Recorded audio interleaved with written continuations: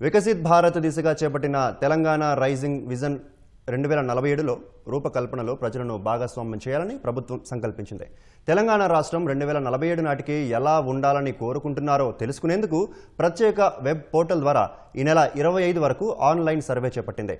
సర్వేలో పాల్గొని ఈ చరిత్రాత్మక ప్రయత్నంలో భాగస్వాములు కావాలని ప్రభుత్వం ప్రజలను కోరింది.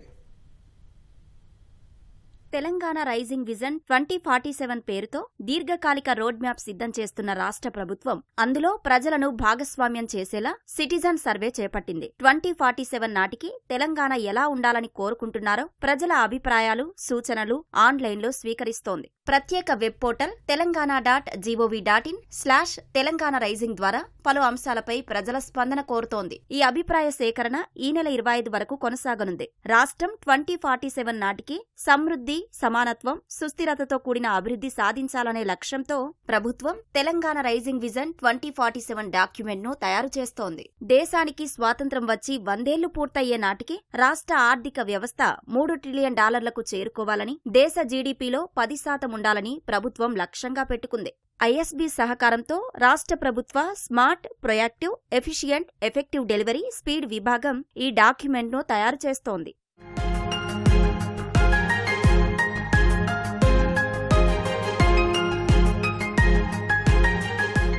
డిసెంబర్ 9న తెలంగాణ రైజింగ్ 2047 విజన్ డాక్యుమెంట్ను ఆవిష్కరించనున్నట్లు ముఖ్యమంత్రి రేవంత్ రెడ్డి ఇప్పటికే ప్రకటించారు. ఆర్థిక వృద్ధి, నైపుణ్యాభివృద్ధి, ఉపాధి కల్పన, మహిళా సాధికారత, రైతుల అభ్యున్నతి, ఆవిష్కరణలు, పర్యావరణ సుస్థిరతకు ప్రాధాన్యతనిస్తూ నెట్ జీరో లక్ష్యంగా మెరుగైన జీవన ప్రమాణాల సాధన గమ్యంగా తెలంగాణ రైజింగ్ విజన్ 2047 డాక్యుమెంట్ను ప్రభుత్వం సిద్ధం చేస్తోంది. రాష్ట్ర ప్రజల ఆశ, శ్వాస, గుండె చప్పుడుగా నిలిచేలా తెలంగాణ రైజింగ్ విజన్ 2047 ప్రణాళిక తయారు చేయాలని అధికారులకు పలు సందర్భాల్లో ముఖ్యమంత్రి రేవంత్ రెడ్డి దిశానిర్దేశం చేశారు. తెలంగాణ భవిష్యత్ దిశానిర్దేశించే ఈ ప్రయాణంలో పల్లెల నుంచి పట్టణాలు, నగరాల వరకు ప్రజలందరి స్వరం ప్రతిధ్వనించాలని ప్రభుత్వం భావిస్తోంది.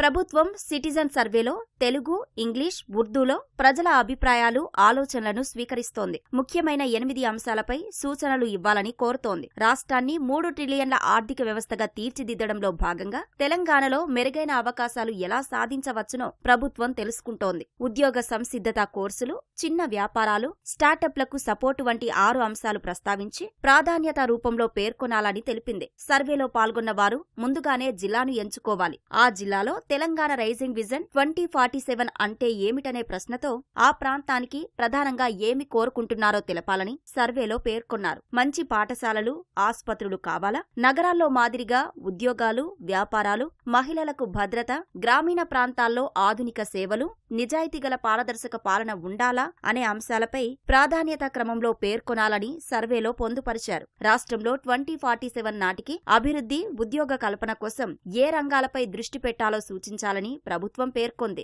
మెరుగైన జీవన నాణ్యత కోసం ఏం చేయాలని భావిస్తున్నారో సర్వేలో చెప్పవచ్చు. ప్రజల ఆరోగ్య పరిరక్షణ కోసం ఏం చేయాలని ప్రభుత్వం అడుగుతోంది. విద్య, నైపుణ్యాల కేటగిరీలో భవిష్యత్తులో విద్యను ఎలా మెరుగుపరచాలని సర్వే చేస్తోంది. పాలన, పౌర సేవలను ప్రభుత్వం ఎలా మెరుగుపరచాలో సూచించాలని సర్వేలో కోరుతోంది. తెలంగాణను 2047లో ఎలా కోరుకుంటున్నారో 300 పదాల్లో తెలపాలని సర్వే ద్వారా ప్రభుత్వం కోరుతోంది.